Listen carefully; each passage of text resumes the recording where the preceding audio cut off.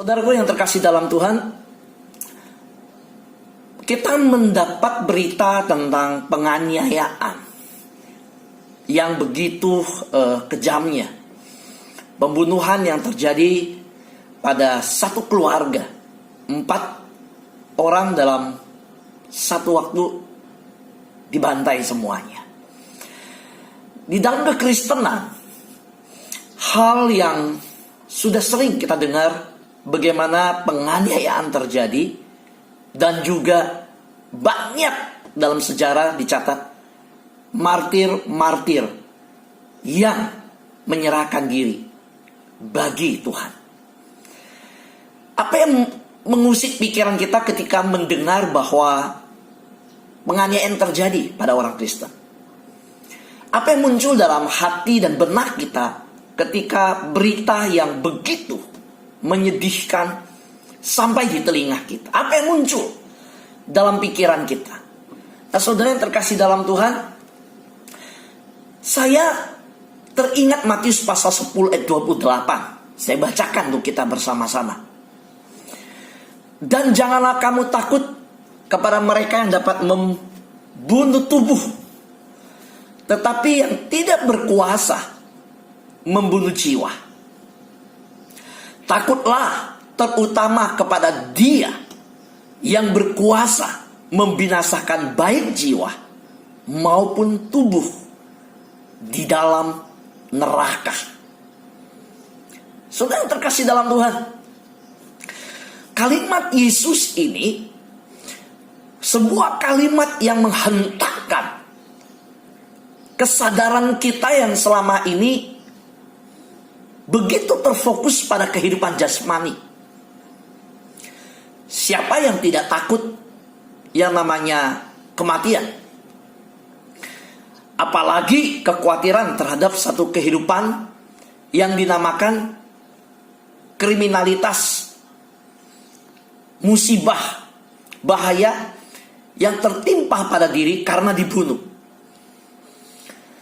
Saudara, beberapa waktu lalu, baru menjelang 2 hari kemarin, di dalam kompleks tempat saya tinggal terjadi maling masuk. Saudara, di grup WhatsApp klaster ramai. Lalu RW, security, keamanan turun tangan. CCTV diperiksa. Saudara mulai pasang keamanan tambahan yang baru. Saudara tahu apa yang terjadi? Kemasukan maling karena ada sepeda yang hilang. Nah, sepeda kan sekarang lagi mahal-mahalnya ya. Saudara bisa bayangkan kalau yang terjadi adalah kemasukan maling lalu ada korban jiwa. Apakah tertusuk? Apakah mati karena perkelahian, kedapatan pencurinya? Itu akan lebih ramai lagi. Nah, saudara, berita tentang kemalingan di klaster kami membuat semua keluarga berjaga-jaga, tegang. Malam yang dilalui, saya yakin satu malam yang mulai penuh dengan kewaspadaan. Tapi saudara bayangkan, Yesus berkata bahwa bukan levelnya maling, harta benda, tapi tubuh, di mana nyawa kita terhilang. Dan Yesus berkata dengan begitu tegasnya, jangan takut kepada mereka yang bisa mengambil nyawamu. Bukan hanya maling barangmu, ambil nyawamu, membunuh tubuh. Artinya mati ya. Tetapi yang tidak berkuasa membunuh jiwa. Perhatikan. Di sini Yesus memproklamirkan satu hal, bahwa hidup kita di dunia boleh dalam yang namanya kehidupan yang satu proses itu kematian tubuh, dalam kematian jasmani. Tetapi Yesus mengumumkan bahwa ada yang namanya berkuasa membunuh jiwa. Karena itu Yesus berkata, tetapi yang tidak berkuasa membunuh jiwa. Loh, siapa yang berkuasa membunuh jiwa? Ketika Yesus berkata, jangan takut sama yang tidak berkuasa membunuh jiwa. Harusnya kamu lebih takut terutama kepada yang berkuasa membinasakan baik jiwa maupun tubuh di dalam neraka. Tiba-tiba kita dibawa pada satu dimensi kehidupan. Pada waktu Yesus bicara kepada murid-murid, bicara dalam waktu saat itu, Yesus yang mengalami juga sendiri bagaimana perjalanan kehidupannya yang sering tertolak, dianiaya, dan bahkan ke depannya Yesus yang akan mati dianiaya di kayu salib. Yesus mengatakan bahwa jangan takut. Yesus memindahkan rasa takut kepada hal yang jasmani kepada sebuah rasa takut pada dimensi yang lain. Dimensi yang lain. Perkara yang lain. Saudara, ingat bahwa setiap pagi saya mengingatkan kita dimensi ilahi, perkara-perkara ilahi. Dan lihat, di Matius pasal 10 ayat 28, muncul bahwa Yesus mengatakan, perhatikan kehidupan yang bukan hanya pada tubuh ini. Saudara, kita mungkin tersentak dengan pernyataan Yesus ini. Yesus membawa kita beralih daripada memperhatikan tubuh, apa yang dipakai, apa yang diminum, apa yang dimakan. Kekhawatiran pada tubuh ini lebih dalam lagi. Setelah di pasal 7 Yesus berkata, jangan khawatir apa yang engkau makan, engkau pakai, engkau minum. Jangan khawatir akan hidupmu. Tiba-tiba di pasal 10 Yesus masuk lebih dalam. Bahkan berkata, jangan khawatir kalau tubuhmu pun mati. Kalau demi kebenaran, gak usah khawatir. Gak usah takut. Tetapi takutlah kepada yang bisa membinasakan jiwa maupun tubuh di dalam neraka. Di sini Yesus mengingatkan kehidupan kekal yang harus kita perhatikan. Karena yang kelihatan ini sementara, saudara. Yang tidak kelihatan itu kekal. Jadi seperti Paulus berkata, kami tidak memperhatikan yang kelihatan, karena yang kelihatan ini sementara. Tetapi kami memperhatikan yang tidak kelihatan, karena yang tidak kelihatan itu kekal. Tubuh ini kelihatan sementara, saudara.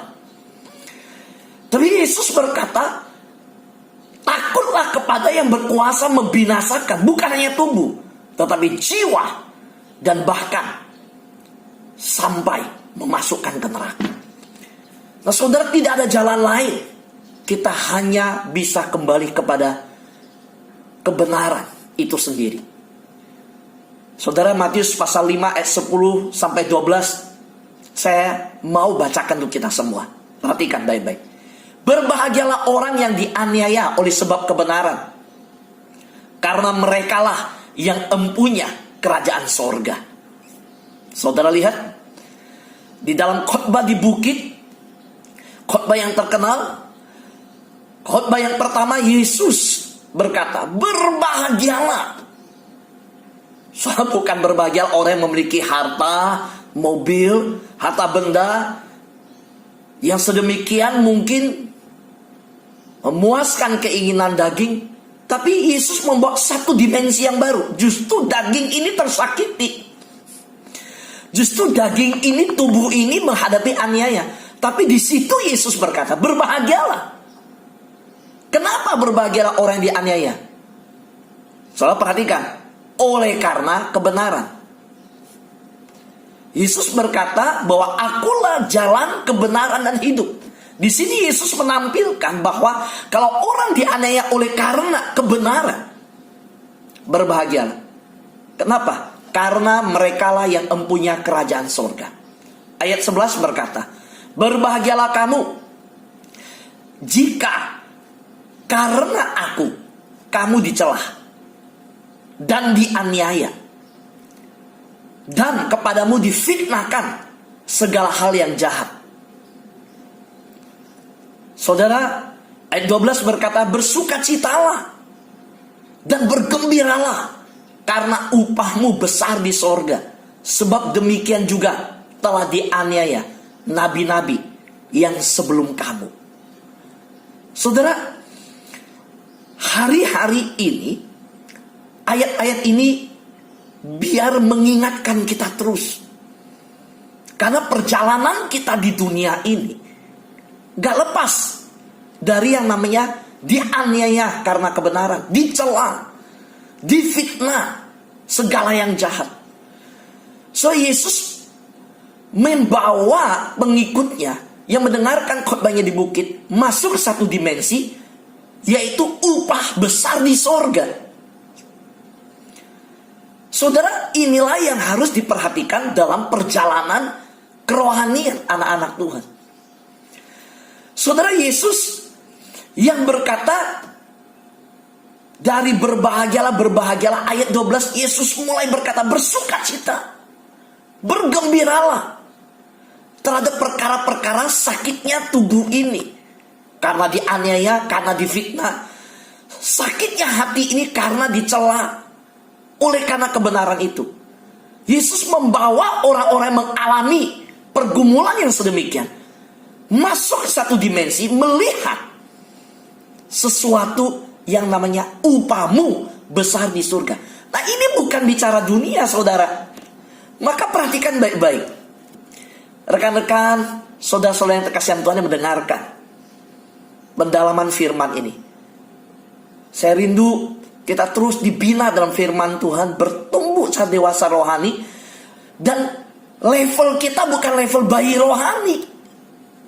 Oh saudara, kalau saudara lihat orang Kristen yang nangis, marah-marah, kecewa, jadi gak lagi persekutuan, tersinggung dalam pelayanan, mudah tersinggung, wah keluar dari persekutuan, meninggalkan persekutuan, saudara mudah kecewa. Oh saudara, itu bukan lagi bagian yang kita pergumulkan, saudara. Oh saudara, kalau kita ikut Tuhan, Yesus ajak kita, pergumulan kita levelnya beda, saudara. Sudah levelnya udah kebal yang namanya sama fitnah, sama namanya dicela, dianiaya, kebal, saudara. Kita gak lagi perhatikan yang namanya tubuh ini, saudara. Artinya gini, kalau sampai kita merawat tubuh kita rawat karena kita sadar ini bait Allah. Kalau sampai kita memperhatikan tubuh ini karena kita rawat untuk kita boleh terus melayani Tuhan. Amin, saudara. Kalau kita merawat diri ini karena kita ingin Tuhan yang mempercayakan kepada kita kesehatan ini, kita bisa pakai sebagai kesempatan. Kita berkata hidup ini adalah kesempatan untuk melayani Tuhan. Amin, saudara. Soalnya yang terkasih dalam Tuhan, maka dimensi yang Yesus bawa kita ada dimensi yang level yang dewasa rohani. Bukan lagi perhatikan, oh ngikut Tuhan, upah yang di dunia, perkara yang di dunia. Enggak. Itu terlalu kecil, saudara. Kalau Tuhan mau berkati kita terlalu gampang, saudara. Maka Yesus bilang, cari dahulu kebenaran, kerajaan dan kebenarannya, yang lain ditambahkan. Terlalu mudah. Yesus memberikan janji itu, dan Yesus bilang bisa ditambahkan. Tapi saudara lihat, yang Yesus mau adalah bersukacita, bergembira, karena upahmu besar di surga. Ketika bicara upah di surga berarti bicara kekekalan.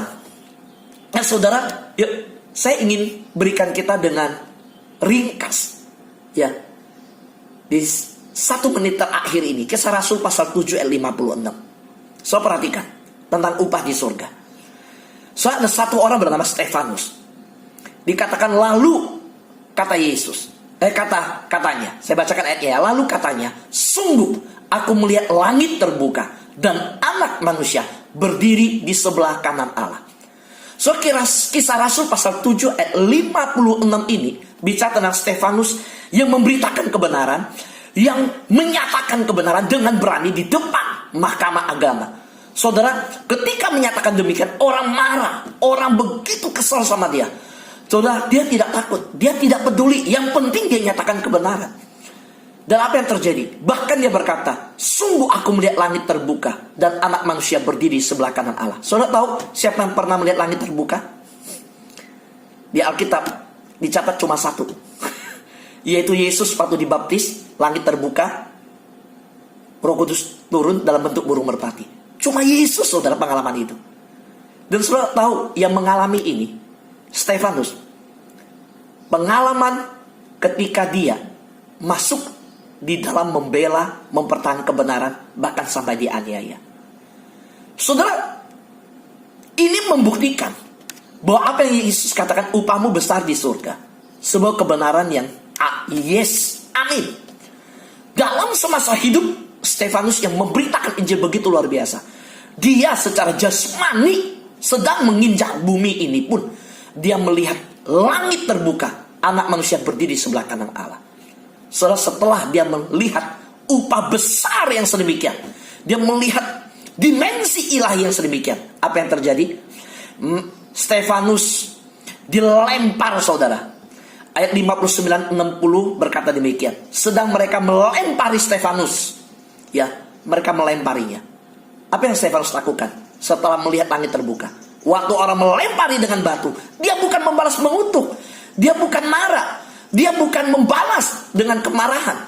Enggak, dia berdoa, saudara. Nah, saya bersyukur kalau saudara bisa dengan tekun mencari wajah Tuhan berdoa. Saudara tahu seorang pendoa seperti apa? Ketika sedang sakit, dianiaya pun dia akan berdoa. Itu sifat seorang pendoa. Saudara, sedang, saya bacakan ayatnya ya, ayat 59, Kisah Rasul pasal 7. Sedang mereka melempari Stefanus, berdoa. Sedang mereka melemparinya, sedang dilempari, sedang mengalami rasa sakit pada tubuh. Sakit, saudara, yang dilempar ke Stefanus, batu, saudara. Dan Tuhan tidak mengubah batu itu jadi roti boy, saudara. Tetap batu, saudara. Sakit-sakit. Tapi sedang mereka melemparinya, Stefanus berdoa. Apa doanya? Ya Tuhan Yesus, terimalah rohku. Saudara dengar? Saya ulangi. Ya Tuhan Yesus, terimalah rohku.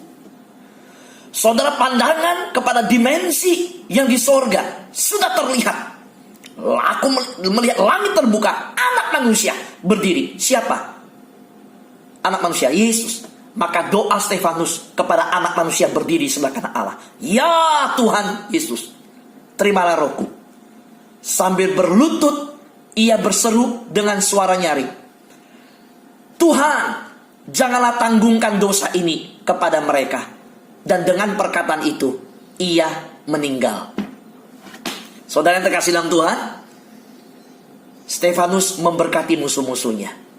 Sebuah teladan yang dia lihat Yesus di atas kayu salib merentangkan tangan, mengampuni musuhnya. Saudara yang terkasih dalam Tuhan, bagaimana hari ini dengan kita? Saya percaya berita yang kita dengar begitu menyedihkan yang terjadi di tengah bangsa Indonesia. Tapi hari ini, seperti yang pernah saya sampaikan, panggung itu sudah disiapkan Tuhan. Layar sudah dibuka Tuhan. 4 anak Tuhan di Sigi sedang naik panggung, dan mereka sudah disembelih, sudah dimatikan. Tapi hari ini untuk kita yang hidup, panggung itu disiapkan, panggung drama, layar sudah dibuka. Dan hari ini, pagi ini, para pendoa, mari dengarkan. Saudaralah yang sedang naik panggung, mempertontonkan kepada dunia pengampunan itu. Mereka sudah tiada. Panggung itu telah dibuka. Untuk siapa? Saudara yang masih hidup, saudara yang saya, yang berani berkata, daging ini lemah, roh penurut. Saudara yang saya yang berkata, kalian berkuasa membunuh tubuh kami, tapi tidak berkuasa untuk membinasakan jiwa kami. Yang berkuasa adalah Tuhan kami. Tuhan kami yang berkuasa membinasakan jiwa dan memasukkan ke dalam neraka. Kami tidak akan gentar. Kami akan mengasihimu, kami akan mendoakanmu,